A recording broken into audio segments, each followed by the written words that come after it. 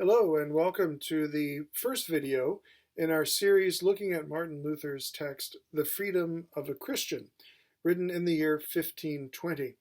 As we began in the year 2017 with the commemoration of the 500th anniversary of the Reformation, every subsequent year marks another 500th anniversary of a major Reformation event.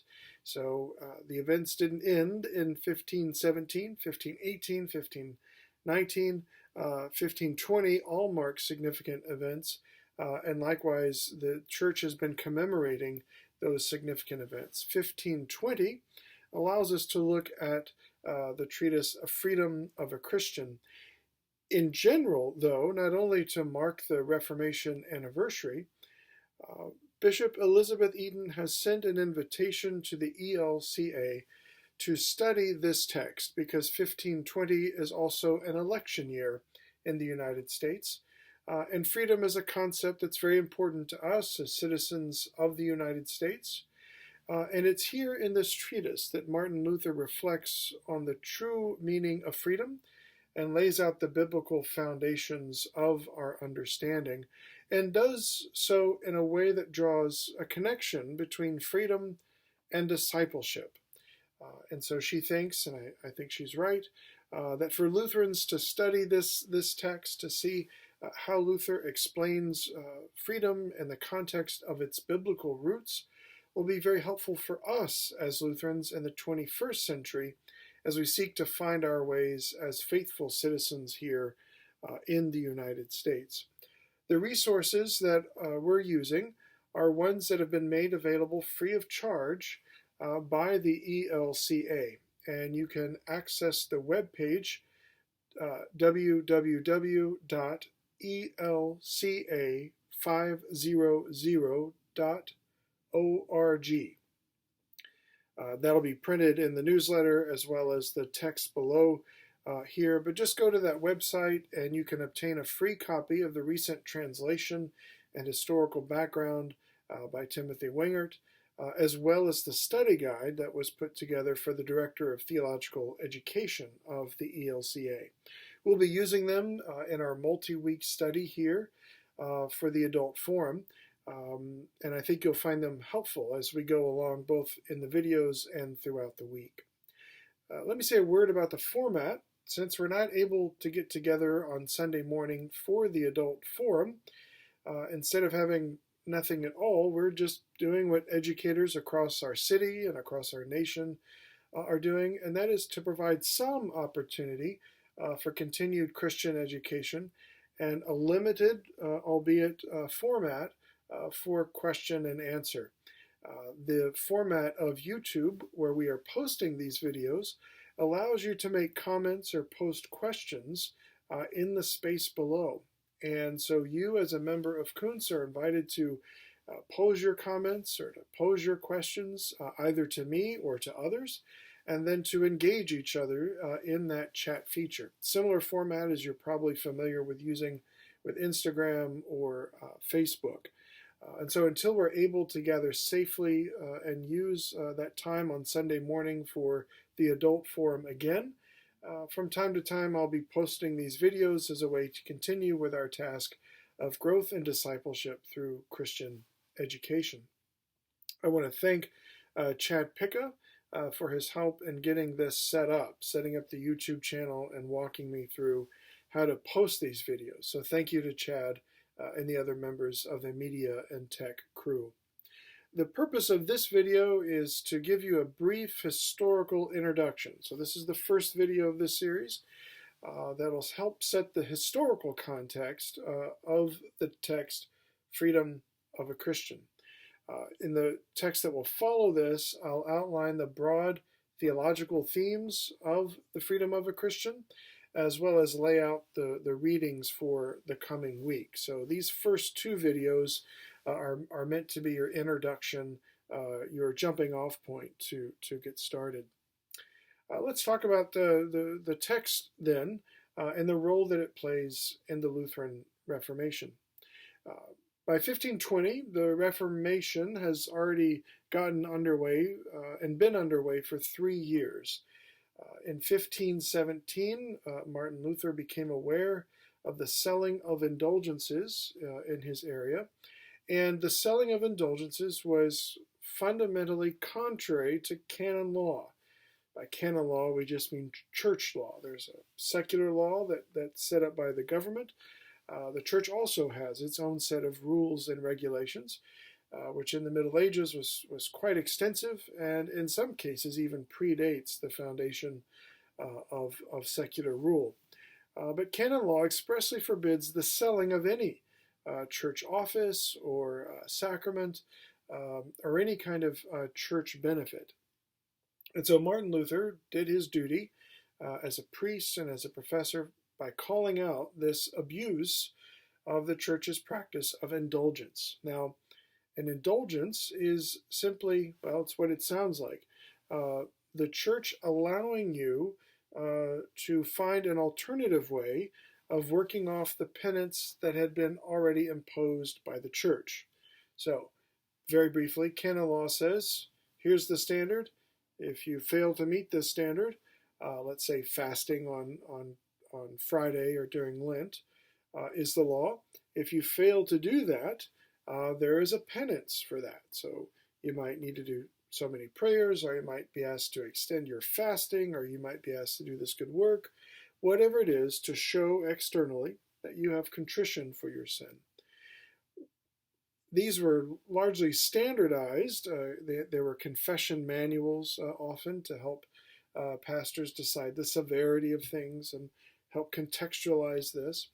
An indulgence came about when there were alternative ways of showing amends or making amends and showing repentance for one's sin. So instead of doing this, you could do this.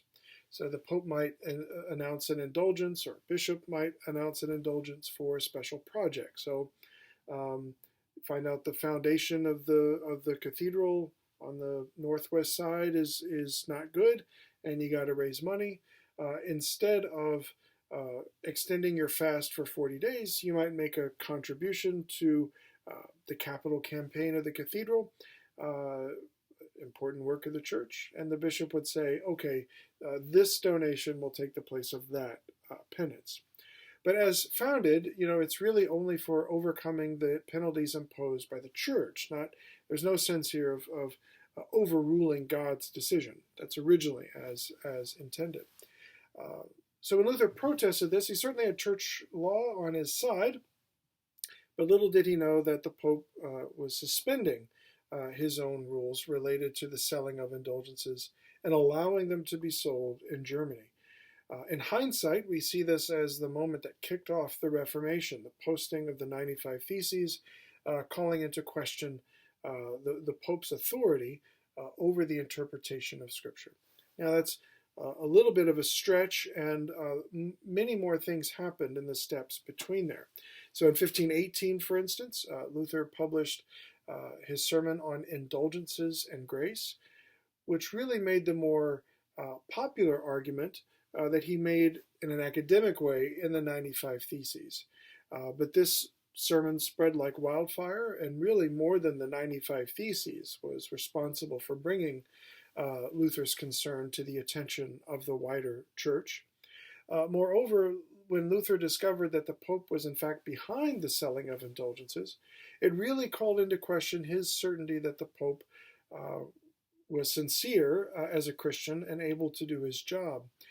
This was brought up in the Leipzig debate of 1519, where Eck one of Luther's opponents, pointed out that his criticisms of the indulgence controversy made Luther a fundamental critic of the papacy, and brought into focus Luther's question about indulgences out of a fairly abstract theological realm and put it far more concretely in the more dangerous and heretical realm of calling into question the practice of papal power and authority.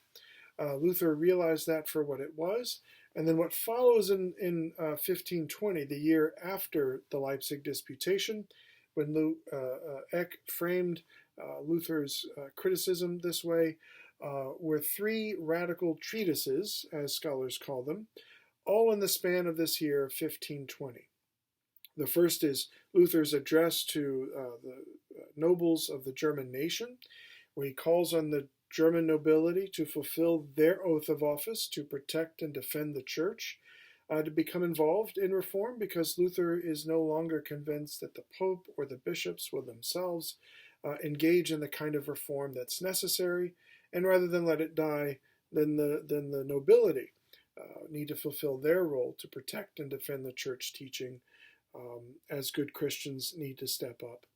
Next, Luther wrote The Babylonian Captivity of the Church, in which he attacked the superstructure of the papal court and the foundation of canon law, and called into question late medieval perceptions of the sacramental system and what one owed to the church through obedience, and how one's relation to church doctrine and church practice fed into the false expectation that one was earning merit toward salvation. Our third treatise, then, The Freedom of a Christian, falls then in the context of these two previous ones. As the historical introduction points out to you, the general tone of The Freedom of a Christian was to kind of calm the waters a little bit.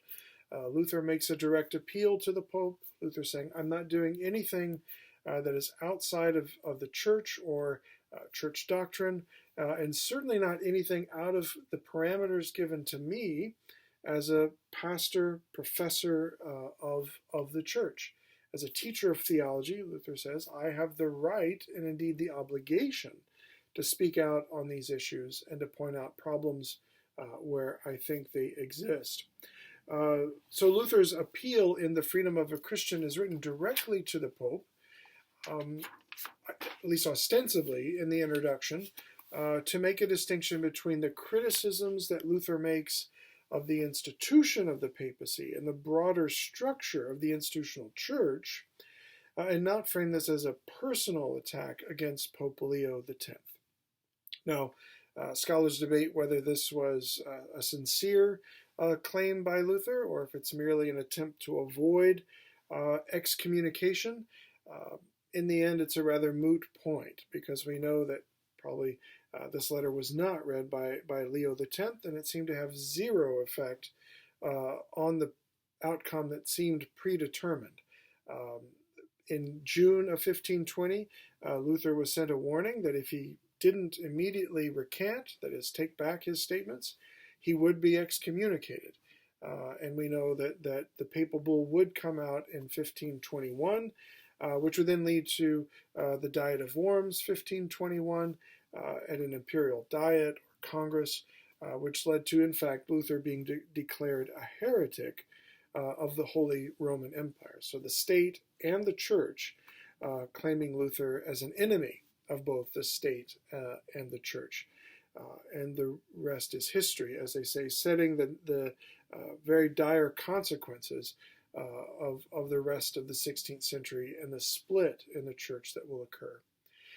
So 1520 was a very important, pivotal year in the Reformation, and Martin Luther coming to understand more fully the consequences of where this road that he began was going to take him, and him articulating in some pretty fundamental, basic, essential ways what he understands to be the foundation of the Christian faith and one's obligation to God and to neighbor as an exercise of Christian freedom. So that's what we're going to pick up in the next video. I'll lay out some broad theological themes of the text itself. See you next time.